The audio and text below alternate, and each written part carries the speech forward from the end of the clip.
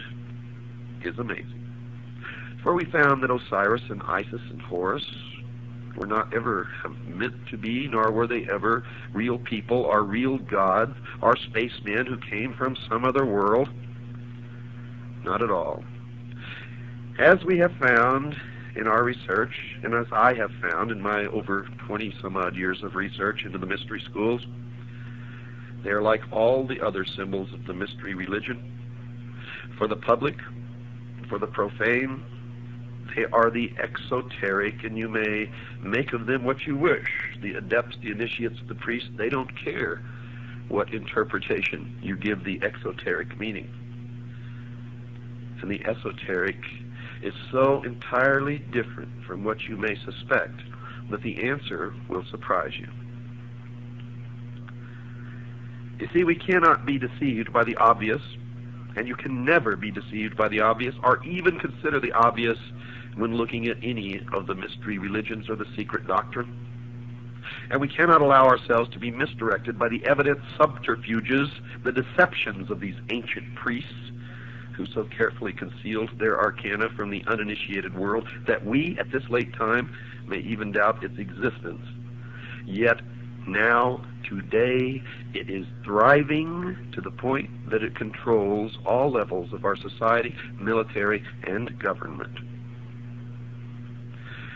The ignorant, the sheeple, even among the Egyptians, might derive their inspiration from the processionals and rituals of the state religion, but that's just for the sheeple.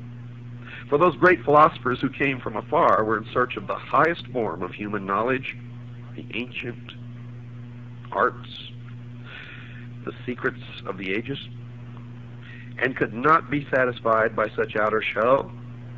Had these fables been but hollow and unsubstantial forms, Egypt would have been the ridicule of the wise, who would speedily have exposed her sham and reduced her vain pretense to a humble state. But this did not occur. You see, the initiates of her mysteries, returning to their own countries, not only felt themselves more than repaid for their hazardous journeys and long vigils, but furthermore, they became founders of distinguished systems of thinking, disseminators of useful knowledge, and in all cases bore witness to a broad and deep learning, and they always took with them a plan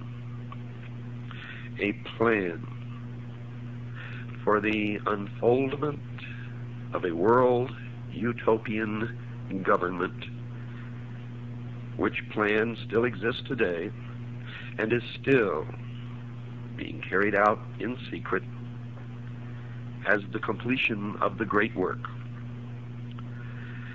Diodorus describes two famous columns erected near Nysa in Arabia, one to Isis and the other to Osiris.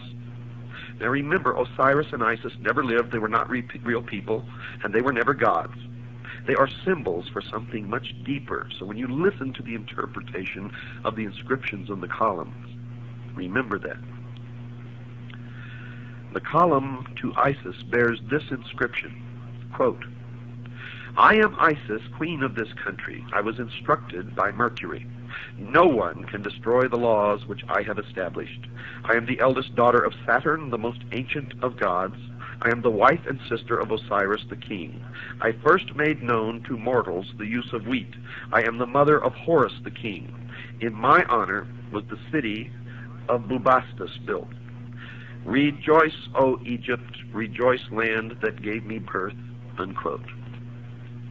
The column to Osiris bore these words, quote, "I am Osiris the king, who led my armies into all parts of the world, to the most thickly inhabited countries of India, the north, the Danube, and the ocean. I am the eldest son of Saturn. I was born of a brilliant and magnificent egg, and my substance is of the same nature as that which composes light. There is no place in the universe where I have not appeared, to bestow my benefits and make known my discoveries," unquote. And the rest of the inscription, of course, was destroyed.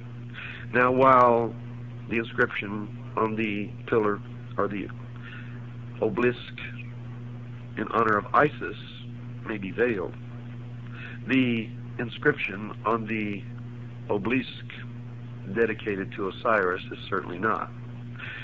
He was born of a brilliant and magnificent egg, and his substance is of the same nature of that which composes light. There's no place in the universe where I have not appeared. Osiris, of course, was the sun.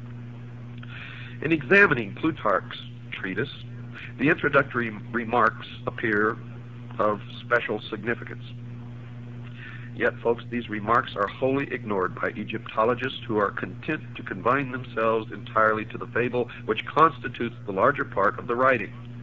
If Plutarch, by any word or symbol, reveals even a small part of the sacred mystery, it is to be found in the following words, quote, "For Isis, according to the Greek interpretation of the word, signifies knowledge, as does the name of her professed adversary, Typhon, signify insolence and pride. A name, therefore, extremely well adapted to one who, full of ignorance and error, tears in pieces and conceals that holy doctrine which the goddess collects, compiles, and delivers to those who aspire after the most perfect participation of the divine nature." Now, if you have a keen intellect, you can all decipher everything else that I'm going to tell you on this program and probably the next one in that short paragraph. And I'll let you ponder that as I continue. Osiris, the black god of the Nile, must be regarded as the personification of an order of learning, for Plutarch identifies him beyond question with the holy doctrine or the mystery tradition.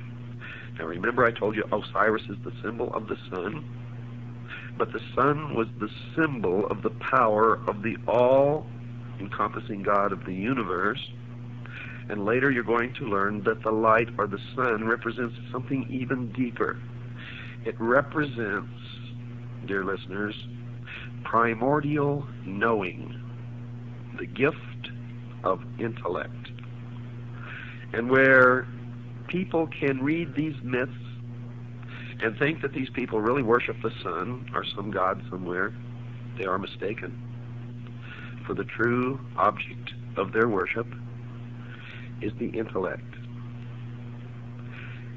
And through the use of that intellect, they believe that man will become God. As Thoth personifies the whole sphere of knowledge, and it was through his assistance that Osiris came into being, so Osiris embodies the secret and sacred wisdom reserved for those who were proficient in the ancient rites.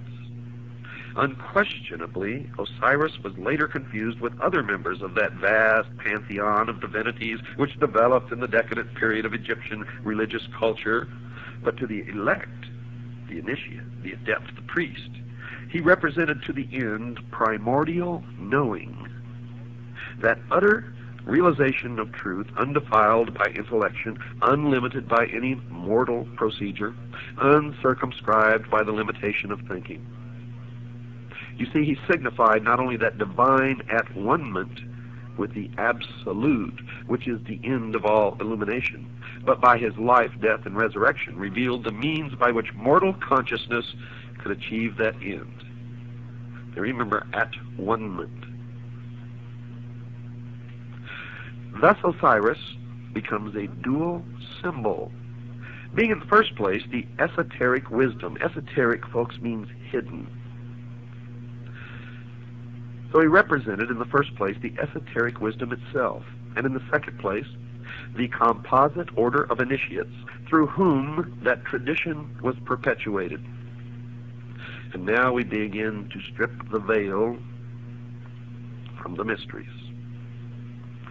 The personality of Osiris thus typifies the institution erected by the ancients to perpetuate the deathless truths of the soul. The living head was crowned with the plumes of wisdom and power. The hands bore the scepters of the three worlds, but the body was bound with the mummy wrappings of the dead. Here we find spirit, the living head, bound incongruously to matter, the mummified body.